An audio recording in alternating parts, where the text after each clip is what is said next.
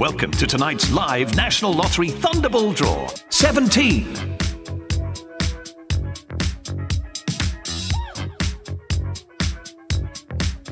31. And now for the Thunderball, which is 14.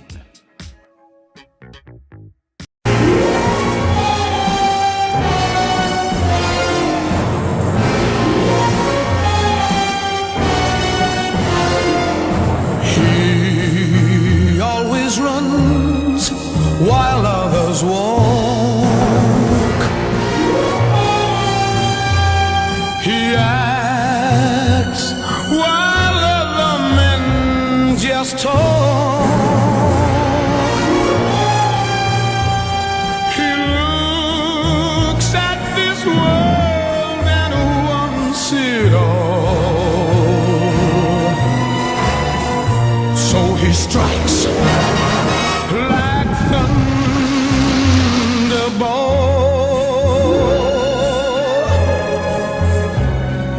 He knows the meaning of success. His needs are more, so he gives less. They call him the winner who takes all, and he strikes like Thunderball.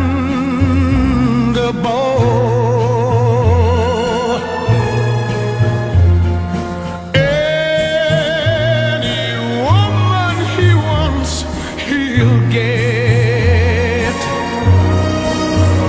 He will break any heart without regret.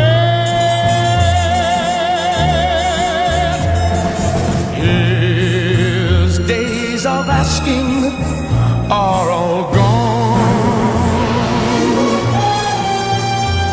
His fight goes on and on and on.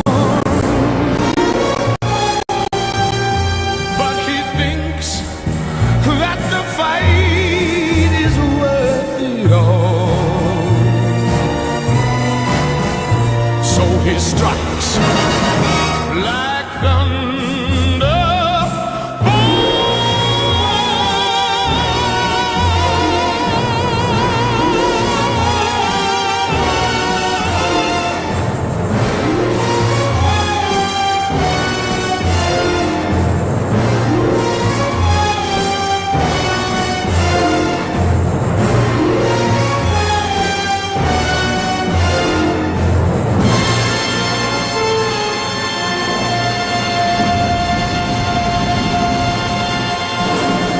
Hey guys and girls, Board now back with you. On this video I return to the 007 James Bond franchise for a review of the fourth Bond outing, and that is Thunderball. So Sean Connery returns once again. If you guys are enjoying my reviews of the Bond franchise or you're enjoying this video, then be sure to hit the like button and subscribe to the channel. Also add any comments which you have about the film. Thunderball, it's the third and final Bond film directed by Terence Young. It's a screenplay from Richard Mannenbaum and John Hopkins. So the film was released on December the 9th, 1965. It had its premiere in Tokyo actually, which is interesting. It then got released in the States a few weeks later, the 22nd of December 65, and also in the UK a few days after that. On box office, so the budget for the film was 9 million, which nowadays is nothing, and it took 141.2 at the box office, so another very successful outing. And the film follows Bond's mission to find two NATO atomic bombs which are stolen by Spectre, a long-running group in the franchise, which they're starting to establish in these early films. Spectre is holding the world ransom to the tune of 1 million in diamonds, under threat from destroying an unspecific metropolis in either the United Kingdom or the United States, later to be revealed in Miami. So once again, it's working in a lot of what you think could be like real world type politics, and the Bond films at this point becoming well known for like globe shopping. It's definitely the weakest of the 4 Bond movies so far. So you started off with a very solid film in Dr. No, and then you had 2 of the best Bond films probably ever, 2 really iconic Bond films in From Russia with Love and Goldfinger. So this one, Thunderball, is quite the come down, and I think this is where the bloom is coming off the rose a bit, as things like the gadgets are starting to take over a bit more, which are definitely a fun part of the Bond franchise, but as it goes along, it does become too high-tech and too flashy, and some of the gadgets, some of the antics are becoming a little bit too silly. Going to the previous films, the villains just aren't very interesting to watch, and you never really believe that they are a threat. Pre-credit scene is a very good example of the Bond movies and Thunderball really starting to become too cartoony and cheesy and just very gimmicky, leaning a bit too far into the goofiness, feel too much like a silent comedy in a way than it shouldn't. But the jetpack scene at the very end of the sequence is something which at least people remember. Is there anything else our French station can do for Monsieur Bond? Later, perhaps.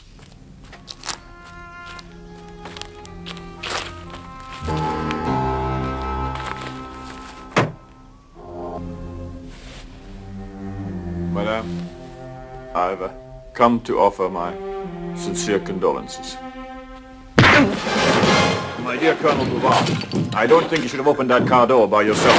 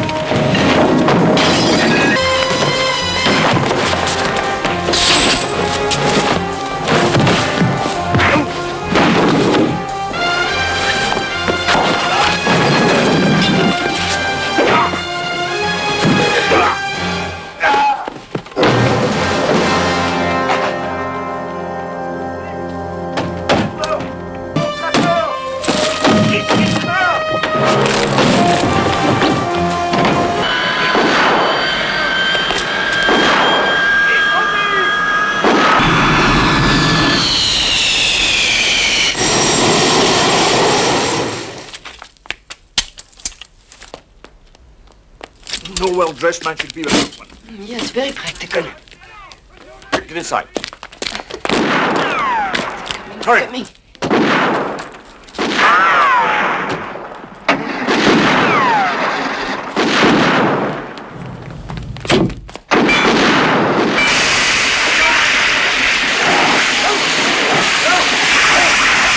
Scene has a very slapstick feel and kind of goofy. The action scenes in general are a bit sloppy. One thing which is becoming established at this point is Q and his quirky gadgets. He's got a pretty freaky Hawaiian style shirt. It's now becoming tradition that quite early in the movie, post Bond going off on a mission, you'll have a scene with Q showing him the gadgets and a little bit of banter between the two. 007.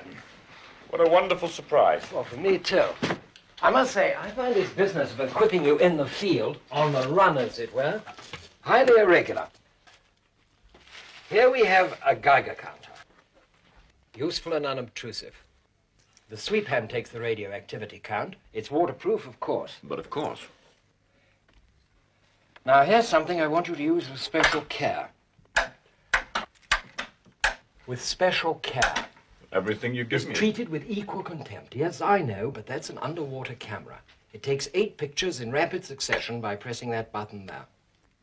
Is that clever? But if you can take pictures in the dark with an infrared film, yes. Try to be a little less than your usual frivolous self, 007. Now, here's a miniature Vere pistol, which fires a bright red flare, a distress signal. Rebreather not being available, you can use this device. For short periods only, of course, say about 4 minutes. Clever. Obviously, you'll only use it as a last resort. It closes to a convenient pocket size. That's assuming one has a convenient pocket.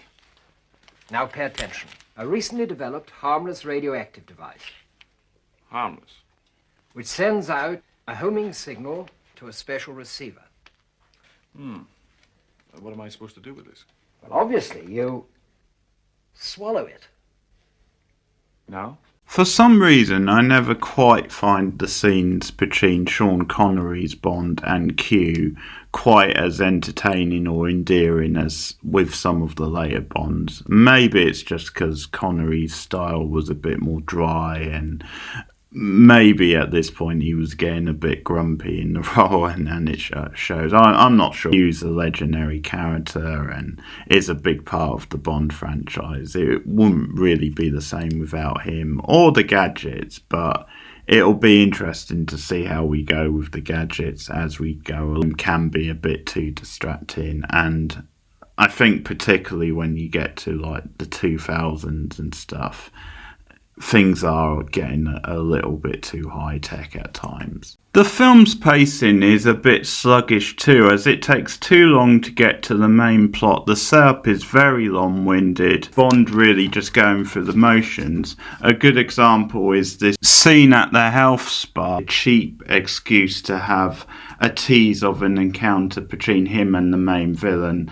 Bond just gets lucky, more than doing anything to actually escape, and it makes the villain's plan look really dumb as well. In the end, Nurse comes back in the nick of time. The laser beam scene out of Goldfinger, this isn't. I'll look in and see how you're doing in 15 minutes.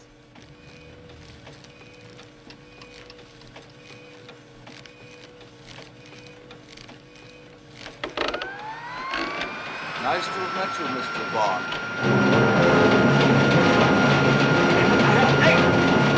Hey, come back! Hey!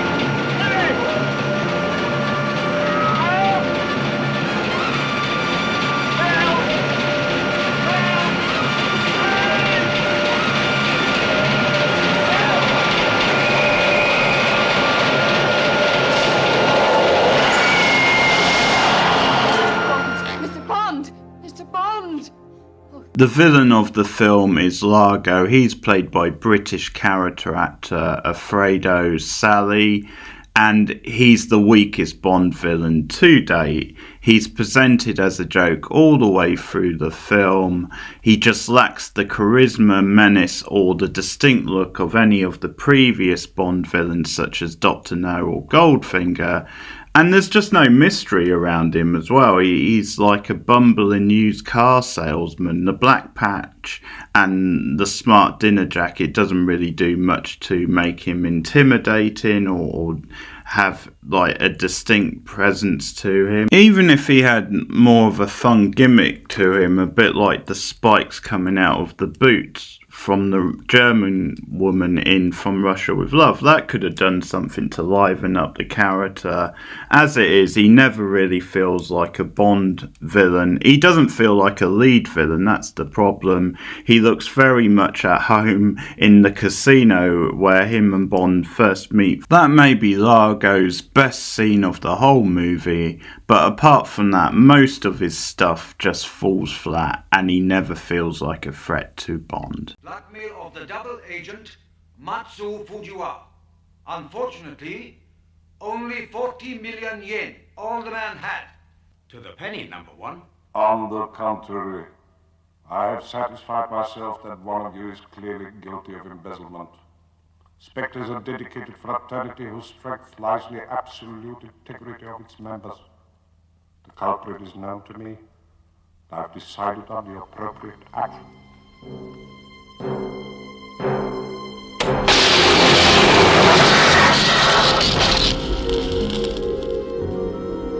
our intention is to demand a ransom from the North Atlantic Treaty Powers of $280 million, £100 million. I have sent Spectre agent Count Lippy to the south of England, where he is making the necessary preparations.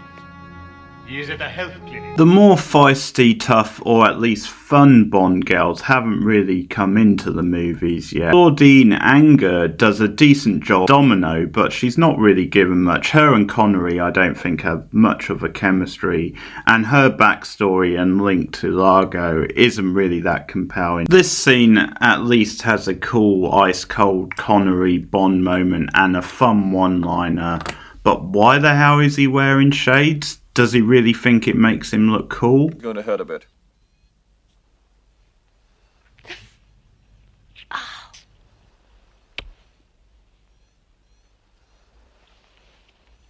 It's the first time I've tasted women. They're rather good. You're the only man to ever make me cry. No, it's about your brother. What about him?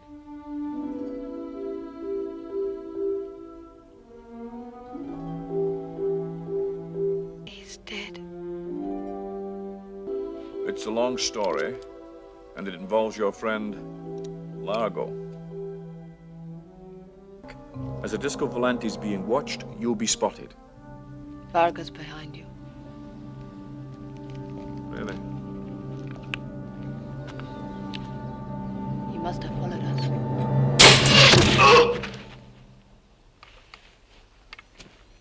I think you got the point.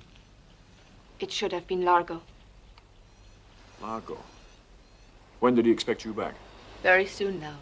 This leads to the great big battle finale and showdown between Largo and Bond, which again is a little bit naff. Making smoke. Now.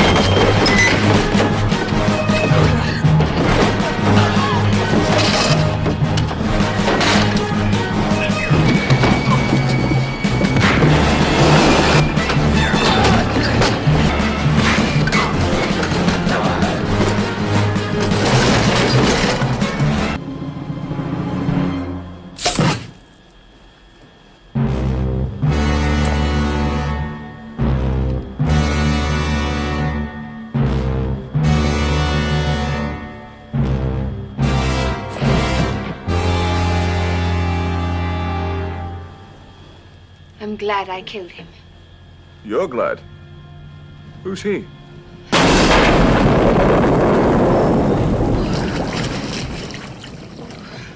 At least Domino got her moment there a bit, and great delivery by Connery on the punchline. So, to round up really, Thunderball is a very underwhelming Bond movie, easily my least favourite of the first four. Connery is still pretty strong at Bond. He's always very solid to watch. And there are sort of fun sequences and one or two things that are now a cornerstone of the Bond franchise. Unfortunately, the pacing, as I said, is really sluggish. The plot takes too long to get going and is a bit of a muddled plot at the end by the time it comes together. The villain is completely forgettable, like his motivation isn't really very interesting. The action scenes are really sloppy as well, so that's another letdown. Yeah, really this just isn't a very memorable Bond film, bar the odd iconic type images and moments. Could do with a bit more spice and personality. across the board. I'm going to give it 5.5. This is now getting closer to the more mediocre like territory, and the spark has come off a little bit, like maybe they do need a refresh and a recharge. Not a terrible movie overall. You're still going to have some fun. It's just, then for me, it does drag, and that's a big problem. The Tom Jones lead single of Thunderball, I think, is a solid Bond theme.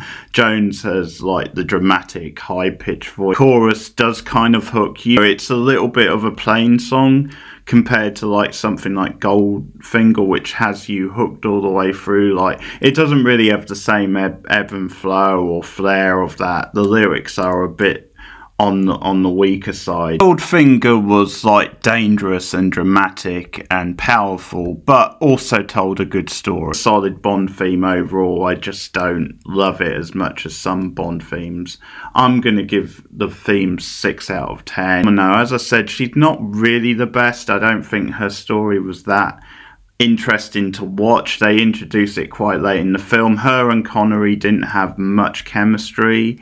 I quite like the look of the actress, and I think she does her best, but she's not given much. Like, I don't think she's a standout Bond girl, so I would, say she's like a 5, maybe a 4.5. The gadgets don't really feature that much in the film, but the ones we do get are fine, so the gadgets are pretty solid. Again, 6 out of 10. Largo is a really poor, underwhelming villain, so I'll give him 4. Like, he doesn't really stand out at. There's not that many great one-liners, but we always have this. I think you got the point. That is my review of Thunderball, but I guess one day in a future episode I will be taking a look at how a slightly greyer Sean Connery fares in the remake of Thunderball. Yes, never say never again.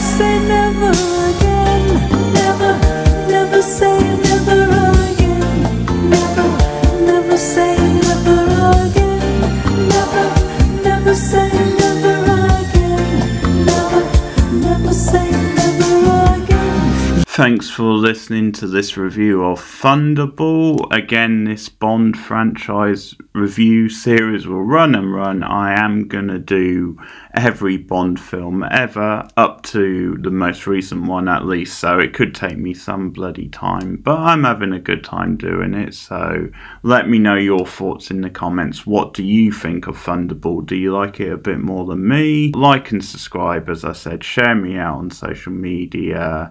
You can also support the channel for as little as $1 a month on patreon.com/boardnow, and you get early access to reviews such as this and lots of other perks, commentaries, also like unpopular opinion videos, which will be exclusive to Patreon. $1 a month gets you a bunch of extras if you want to help the channel out a little bit monetarily. But I will return very soon with my thoughts on You Only Live Twice, the final Connery outing / asterisk, or at least the final outing of the first run he had.